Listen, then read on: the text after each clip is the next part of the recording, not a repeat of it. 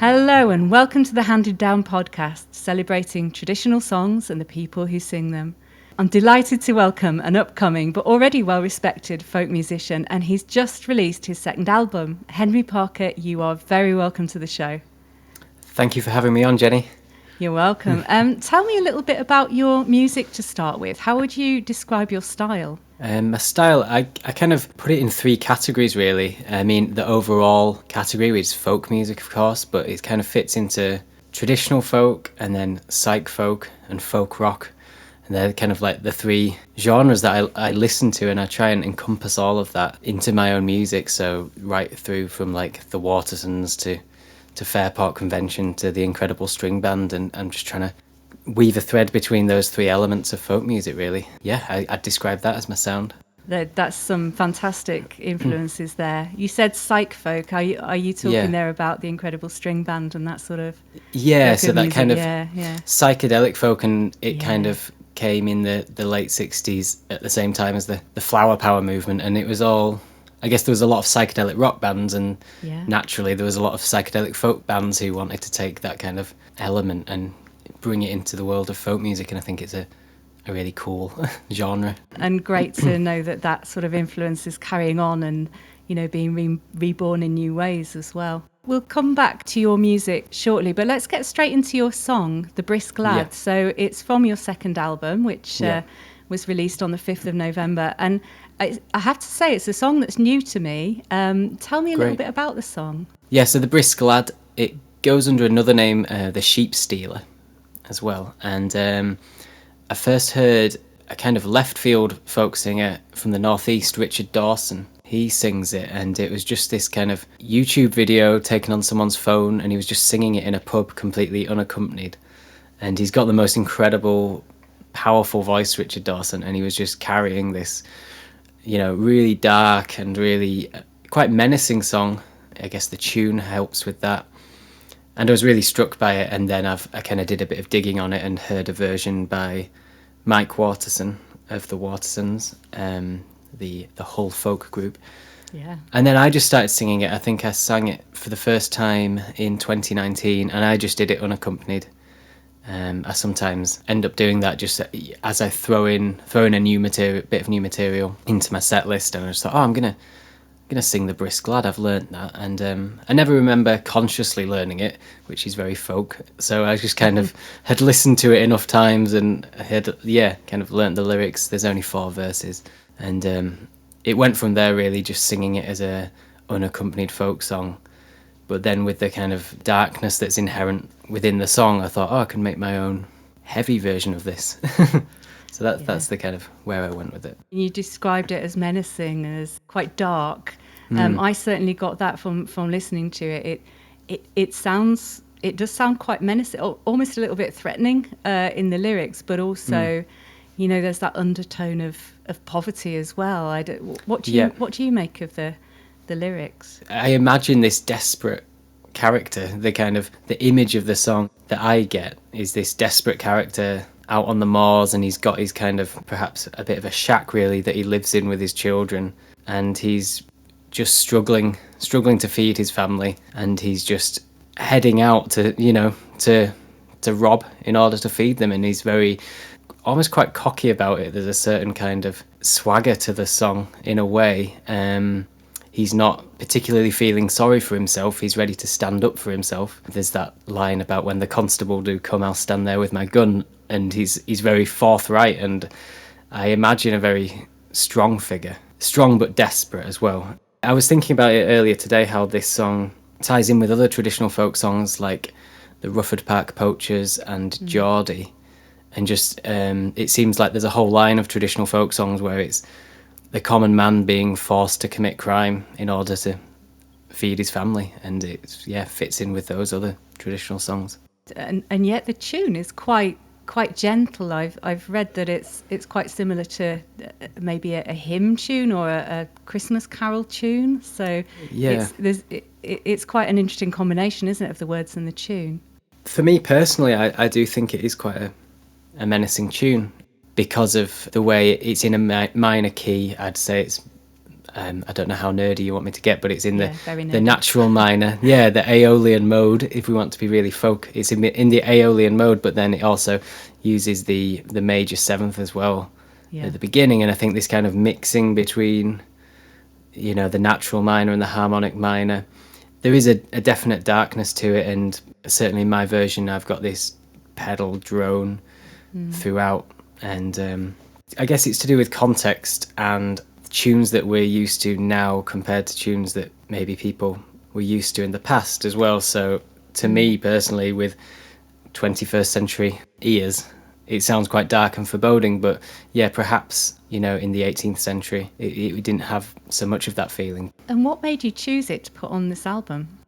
I guess I had been working on it for some time and like really putting my own slant onto the song, and I'd definitely describe this as being one of my folk rock songs.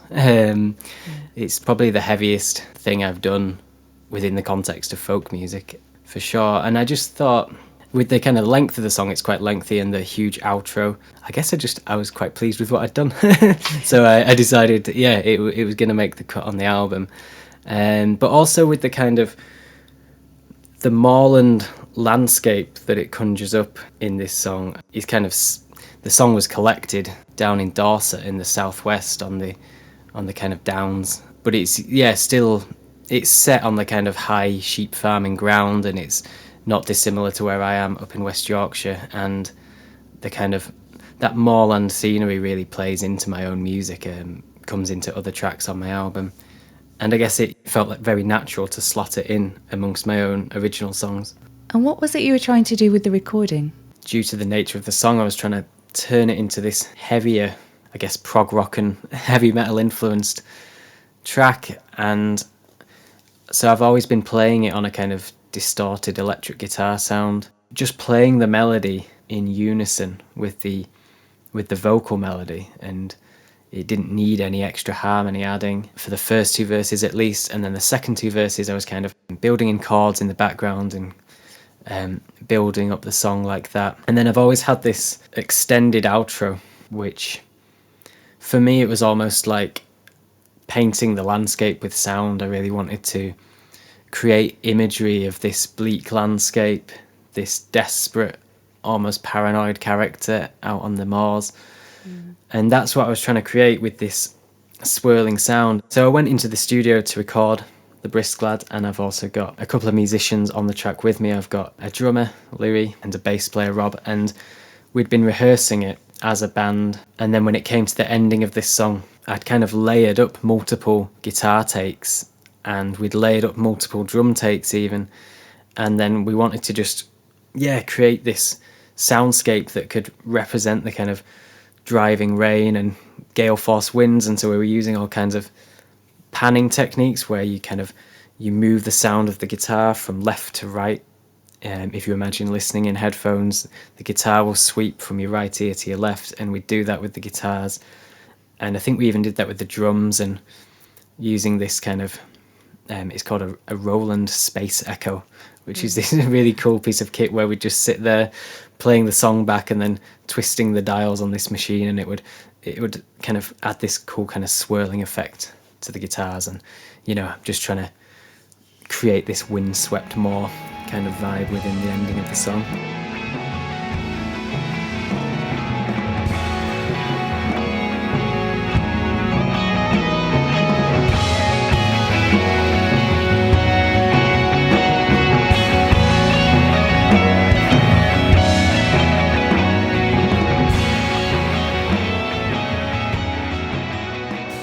That connection to the landscape is a really big feature of your music, isn't it? Tell me a bit more about that. Yeah, well, I'm just a huge walker, especially hill walking and like out walking in wild places. And I'm not afraid of bleakness either. So a lot of people find the landscape in West Yorkshire quite bleak. These kind of heather moors. It's not as pretty and it's not as green as, for example, the Yorkshire Dales or the kind of South Peak district, because it's gritstone, whereas the Yorkshire Dales is limestone, and limestone lends itself to grass and white rocks, so it's all very gleaming and pleasant land, whereas gritstone, it lends itself to heather, and the rock when it gets wet just turns black. So it's a bleak landscape, but one I enjoy a lot. And I guess the cliche kind of I don't know, artistic connection might be like with the Bronte novels, the Bronte sisters, who lived in Haworth, which is just about 5 miles from where I am. And so that kind of inherent bleakness that fed into books like Wuthering Heights and Jane Eyre, and it's that same kind of indescribable feeling and atmosphere that you get from the landscape, and I feel like I try and draw that into my own music, in my writing, and in the kind of scenes that I'm imagining in my head. So yeah, I guess that's how the landscape really feeds into what I do. And yeah, it's that moorland ruggedness that I really enjoy. And it does come through very strongly in your music. I could hear it. Knowing that part of the country, I could see the moorlands in the music that you were producing. Great. So yeah, and it's an area that does inspire a lot of, quite dramatic art. I've got this great book. It's a collaboration, in fact, between two people. A book called The Remains of Ailments, and it's by Ted Hughes, the poet, and then Faye Godwin, a photographer. And so we've got these amazing poems about expanses of moorland like Crow Hill and things like that, and then also some of the wildlife, and then these incredibly moody photos by Faye Godwin up on the moors and down in the kind of the mill towns as well. So I guess another feature of the landscape is that you can be up on the moors and then you're looking down into quite urban, industrial, or now ex-industrial towns.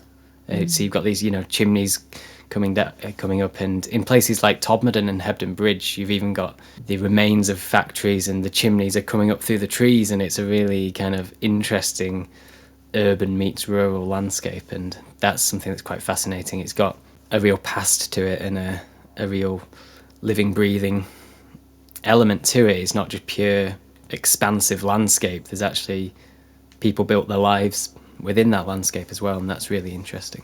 And how much of this feeds through to your songwriting? Because the majority of your new album is material that you've written yourself. Yeah, so some of it is really directly inspired.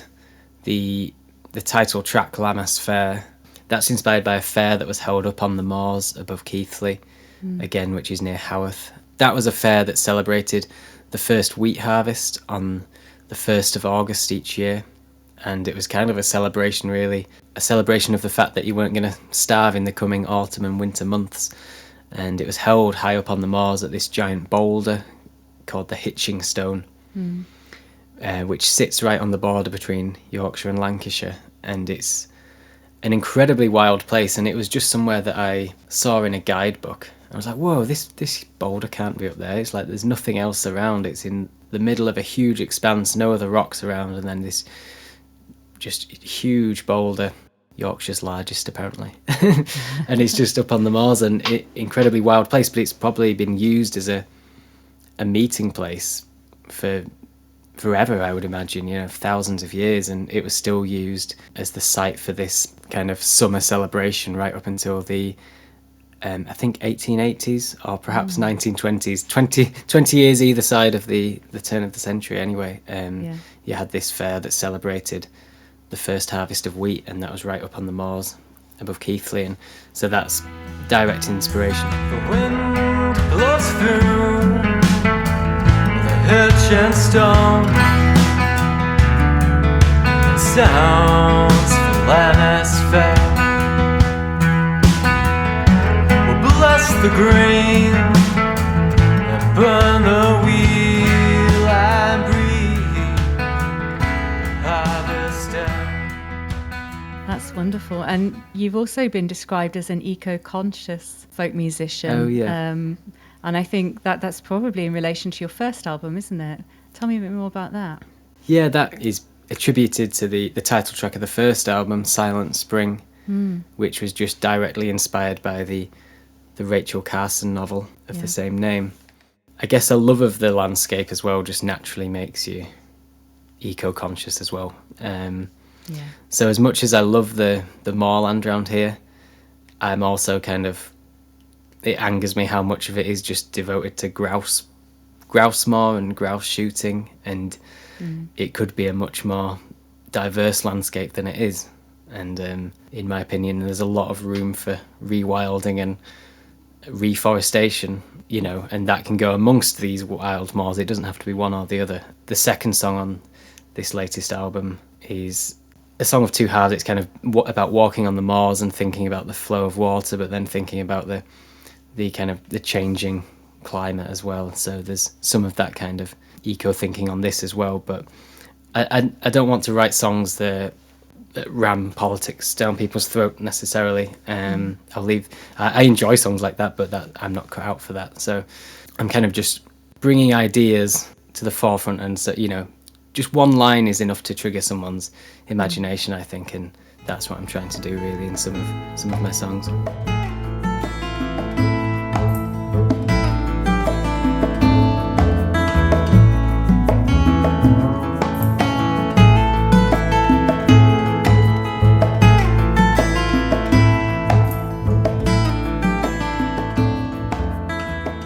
And tell me a little bit more about your song Travelling for a Living. That's a really interesting one. I think that's one of my most traditional songs, certainly is a song that I've written. And I'd been reading a book called Folk Song in England by Steve Roud, and it just inspired me to really delve into the tradition really and try and create my own song informed by that. And I set about writing it in what you might call strophic form, where you just have one long tune per verse and those verses are just repeated. And that's how a lot of the traditional folk songs like the Brisk Lad are written. It's just the same tune for each verse, but they're often very long tunes that there's no repetition within the lines or within the verses. And I guess that's how I feel like folk music separates itself from popular music, certainly popular music of today, where you might have a whole verse which is literally just using 3 notes. Whereas that doesn't happen in traditional folk music. It often encompasses nearly the whole octave range and more. I think that's what marks a traditional tune away from a popular tune. I'm a guitar teacher, and I was teaching Sweet Child of Mine, as you do when you're a guitar teacher, the famous Guns N' Roses song. Yeah. And I was playing the vocal melody on my guitar, and I was thinking, wow, it's literally 3 notes, and that's not to run that song down. It's just like that works and it's great, but you just don't get that in folk music. It's always encompassing a really large range of notes. I guess that's what makes the melodies really interesting as well, and it allows them to stand up without chord changes behind them. That's why they can be sung and accompanied, because the tunes are so interesting and you don't need harmony with them. Yes, because I think Sweet Child of Mine might be a bit boring without the guitar, mightn't it? Yeah, absolutely. Let's talk about your musical journey, because am I right in thinking you started in heavy metal? Yeah, absolutely. So what brought you to folk music from heavy metal? That's quite a journey. Yeah, it is quite a journey, but the more people I meet on the folk scene, the more I realise there's a lot of closet metalheads, shall we say, where, I think there might be more people than you first think. I guess the way I view it is, unless you have parents who are deeply into folk music or some kind of outside way in, I don't think as an 11-year-old discovering your own music taste, you're ever going to get drawn towards folk music, and certainly not traditional folk music, because it's just not out there in any kind of mainstream or in any kind of subculture that teenagers want to find themselves in. I guess that's what differs the modern folk scene to the folk scene of the 60s, where folk music very much was a subculture that you could get into as a teenager, because all the folk clubs were run by 20-year-olds and so on, and the festivals, it was very much a young person's game back then. But not now. And so the last thing you want to do as a teenager as well is hang out with people your parents' age. So but anyway, I found my way into heavy metal just because it was the music I enjoyed, and that was the kind of the path I chose as like an 11-year-old, and discovering that I loved Iron Maiden and Black Sabbath, and then everything else that flows through that. So I was just hugely engaged and involved in heavy music generally, and I was playing in bands and going to loads of gigs. But I did always like other music, and I guess what I took from my parents quite early on was a love of progressive rock as well, because I could see how progressive rock informed these heavy metal bands, and now progressive rock informs what I do as a folk musician as well. So that's the other kind of genre link, and it's also a genre of music that links what I do now as a folk musician to what I was listening to as a teenager as well. So I haven't completely abandoned those early influences. Were your parents into folk music then? Yeah, they were. Cool. Were they part of the original 60s Well, they were. folk scene? Yeah, so they were students in the late 60s. So that was their thing, and it was all very rebellious in those days, wasn't it? Like you were saying before, it was the way that you rebel against your straight-laced parents. So, they were sort of swapping bootleg reel-to-reels of unhalf bricking and stuff. Cool. And so there's some of the first albums I ever heard as a baby were things like Fairport Convention and some of the Scottish stuff as well, which is why I can actually sing in a Scottish accent but not talk in it. So just out of interest, so they were into like Fairport and the folk rock, and were they into like the very, very traditional stuff as well as the more rock and psychedelic stuff as well? Was it a mix? My dad was, well, it still is.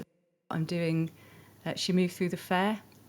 Oh yeah, that's my next one, and that I learned that from my mum. Cool. And she's from an Irish family, so I said, Mum, did you learn that from your gran? And she said, no, I learnt it at University Folk Club. I was like, oh, damn, that would have been a really good story. Yeah. That's the nature of folk music, and the kind of writing on it and the journalism is anyone who's researching it always wants things to be older than they are. You know, it's the kind of, it has these pagan roots, and it's like, actually, no, it's about 100 years old.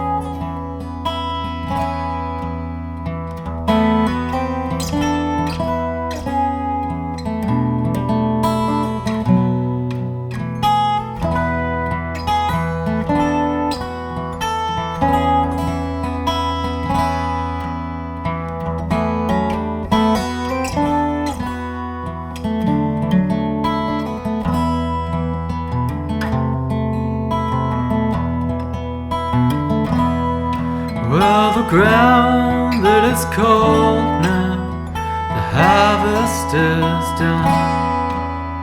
We'll move with the seasons, rise with the sun, and we'll walk to the town to see out the year. We'll starve in the lanes if we try to stay. But it was when I went to university and I was mixing with people from all kinds of musical backgrounds. I went to study at Leeds College of Music, just locally.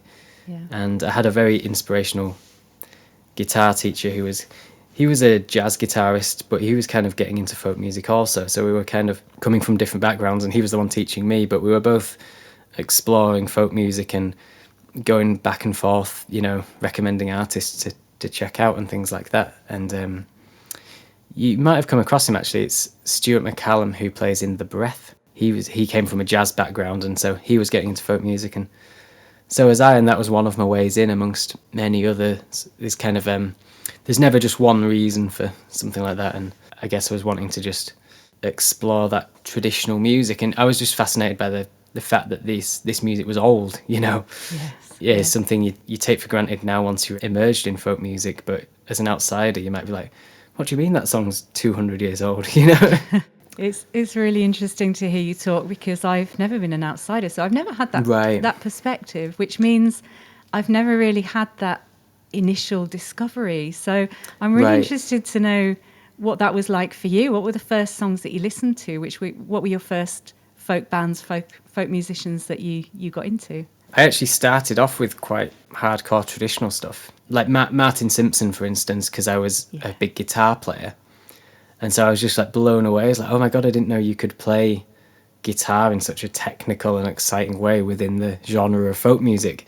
Because again, as an outsider, you think folk music and you think, oh, it's people strumming G, C, and D, and you know, it's Bob Dylan or it's Mumford and Sons or something like that. You know, from an outsider's point of view, and then to see Martin Simpson, it's like, oh wow, you know, I want to grab my acoustic guitar now and figure out what he's doing. Because coming from heavy metal and being a guitar player in heavy metal, it's quite technical, and there's a certain kind of, you know, you look up to these virtuosic players, and that was the same. To discover someone like Martin Simpson was like, wow, you know, what a virtuoso, what an incredible player and musician.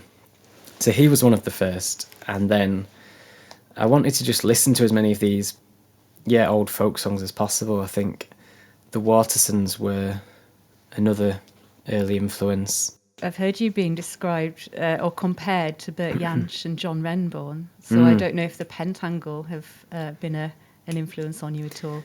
Oh, absolutely. Yeah, so after the kind of quite hardcore traditional stuff, that's when I then started delving into listening to more of the folk music that draws on like the kind of psychedelic 60s and, you know, the psych folk or the folk rock, and discovering Pentangle and then discovering Nick Drake and all these singer-songwriters from the time who they hung out with traditional folk musicians. They perhaps didn't sing any traditional songs themselves, but they were all immersed in this kind of singer-songwriter and folk scene that was happening in London in, like, you know, the mid-60s till the early 70s. And that's just a scene that I'm continually finding new artists from. I'm mildly obsessed with that period in time from about 1965 to 1973, and I'm just always trying to find as many artists from that period as possible. Yeah, so early Fairport Convention and people like that. Yeah, absolutely. Steel Eye Span. Yeah, I love Steel Eye Span, especially their first album. That's one of my favourite folk rock albums. Definitely. There was a little moment when I was listening to your album when I just had that feeling that I was listening to a lost album from that time. Oh, cool. And it only lasted a moment because, you know, you're doing your own thing as well. But it was like, here's a Pentangle album that I've never heard before. And it was quite exciting. Yeah. It was lovely. So it's such a great blend of, you know, the old and the new. That's nice. Yeah. I think the way I've recorded this album, it sounds very modern and fresh, but then all my influences as a folk guitarist generally come from that late 60s, 70s period. And I'd like to think that I'm reinterpreting in a way where it doesn't sound like I'm trying to, you know, be in the past, live in the past. But I'm certainly drawing on that because for me, a lot of modern folk music lacks some of that grittiness or that creativity that was around at that time. I'm listening to these great players, but from all these great players like Bert Jansch and Fairport, they were young guys as well, younger than me. I'm 28, and these guys were about 22 when they were making some of their most creative music, and it's just got that real energy about it. And I think that's what I find really exciting about music, folk music from that period.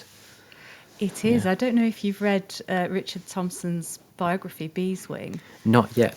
It's definitely worth a read. I read that, or I listened to it as an audiobook actually just recently, and I hadn't quite appreciated quite how young they were when they were doing all of these things, and you know, just you know, dropped out and got paid a very small amount of money by their record company, and just all went and lived in a big old house that didn't work properly, and just made music and were on the road all the time. And just today listening to Legion Leaf. Oh, great. And thinking, oh my goodness. Knowing that they were playing a lot of that live in the studio when they were recording, it is, you can hear that freshness of it. So absolutely. And I was wondering if that is, you know, it's something like that you're trying to capture. Yeah, absolutely. And I think Legion Leaf, it maybe it's, you know, it is a really well respected album, but it can't be overstated how good and how important that album is, the way they treat those traditional songs. When they take a song like Tamlin, this huge ballad, you know, of about 30 verses, and they just make it into the most incredible kind of I guess it's a form of music. You don't have to be a folk fan to appreciate it. Despite the fact you're listening to this kind of 30-verse ballad, it's the way they treat the material is incredible, and they make it so fresh. And to my ears, at least, it sounds fresh now, despite it being 50 years old, Legion Leaf. So maybe over more, 50. Yeah, over 50 years old. Yeah. Again, that really freaks me out as well, because it's frozen in time, isn't it? Yeah. And they're frozen in time as young people, especially those who aren't with us anymore. Absolutely. Yeah.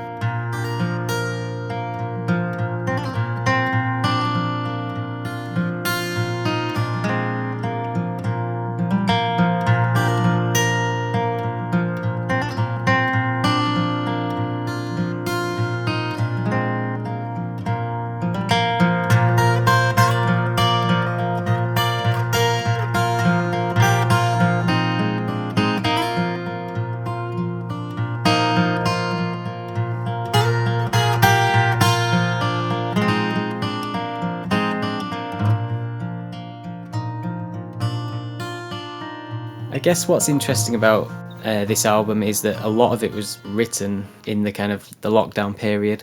Not all of it, some of it predates that. But for instance, there's a tune on there called Blackthorn, which is this like instrumental guitar piece, and I wrote the main tune of that back in 2017 when I was kind of starting out, really getting stuck in writing my own material as a folk musician. So I had this tune from way back then, and it was always one of those tunes I'd come back to when I picked up the guitar, but I could never get around to finishing it. And then, lo and behold, suddenly I've got a lot of free time on my hands, and I wanted to sit down and just really work on it, because it was a tune I loved so much, and I didn't want it to go to waste. And I kind of crafted this instrumental around that tune. And so I'd written the first part of it in the spring of 2017, and then I kind of finished it off in spring 2020. And I wanted to name it Blackthorn because of the blackthorn flowers when winter's ending and spring is beginning. So I've always liked that as a kind of a piece of imagery to symbolise the turning from winter to spring. And I guess seasons as well, it plays into folk music. It always has done. I guess that features quite a lot on the album. So Lammas Fair itself is a song of summer. Travelling for a Living is, I kind of set that song in the winter time when the harvest gypsies, people, the travelling workers, they would have been just heading back to the towns because all the seasonal kind of farm labouring was done for the year. And then I sing through the seasons in that regarding like harvesting wheat and then hop picking in the autumn. Yeah, so there's definitely seasonal themes throughout the album as well. Another folkloric kind of theme comes into Nine Herbs Charm. Nine Herbs Charm, it's this 10th century poem. It describes the preparation of herbs and how they need to be ground down and mixed together and applied as a kind of a balm to heal wounds. And I can't remember how I came across it. I think I just must have heard it as a passing reference, Nine Herbs Charm, because initially I had elements of the guitar part that were just constructed as an instrumental.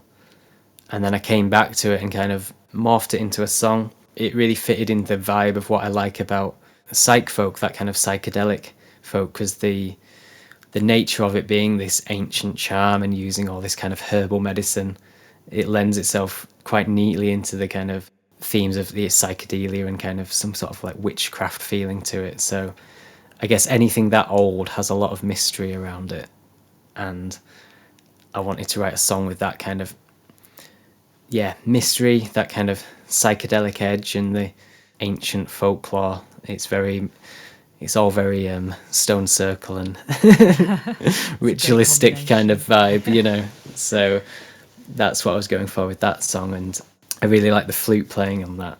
Yeah. And it gives it a real. It's one of the most 60s sounding songs on the album, with this kind of real prog rock, quite virtuoso flute playing from a fella called Theo Travis, and Yeah, he plays in a band called Soft Machine, who are this really cool prog rock / jazz fusion band. So he's a really amazing musician and someone I've looked up to for quite a time, actually. He's a musician I've known from my heavy metal days, so it's quite nice to have him playing on my album. Yeah, that's wonderful. And that'll give it a bit of a Jethro Tull sort of vibe, will it, with the flute? Yeah, absolutely. Yeah. Oh, nine herbs charm will heal your soul. Oh, nine herbs charm, prepare the bowl. How do people get hold of your album? If someone's listening to this, how are they going to get hold of your album?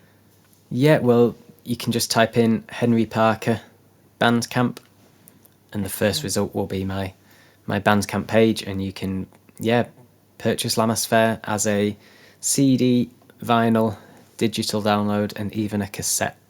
So I've got all bases covered.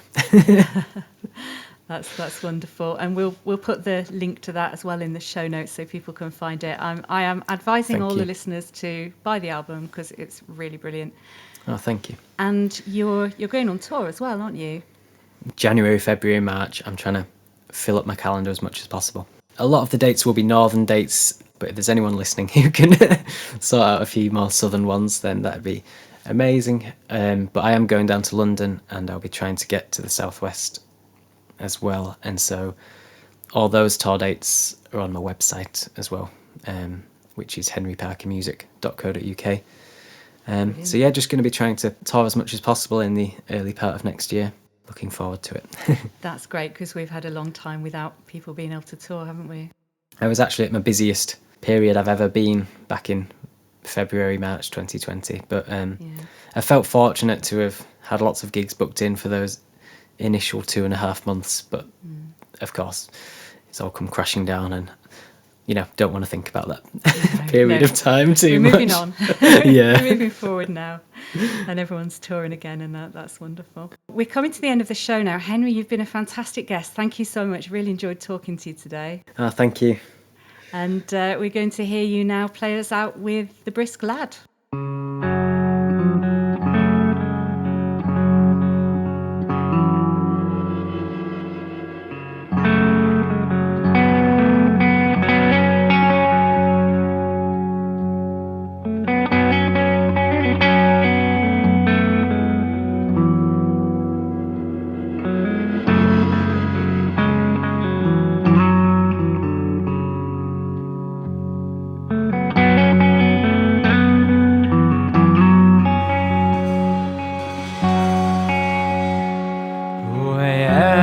Brisk Lad, and my fortune is quite bad.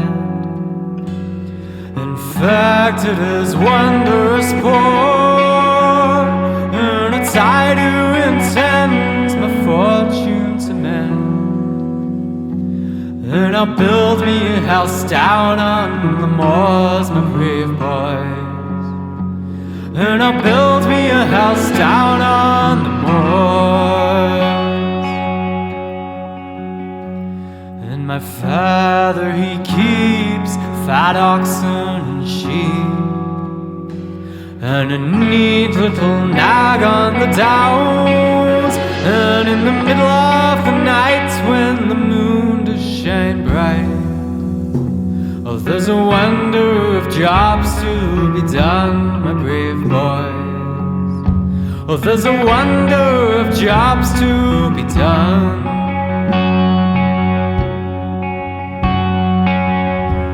So it's our roam around on some other man's ground. Take a fat ewe from his pack, and with the aid of my knife, I will shorten its life. Carry it home on my back, my brave boys. Yes, I'll carry it home on my back. And my children shall pull skin from the wall, and I'll carve him up to the bone. And when when the constable do come, I'll stand there with my gun. I swear all I have is my own, my brave boys. Yes, I swear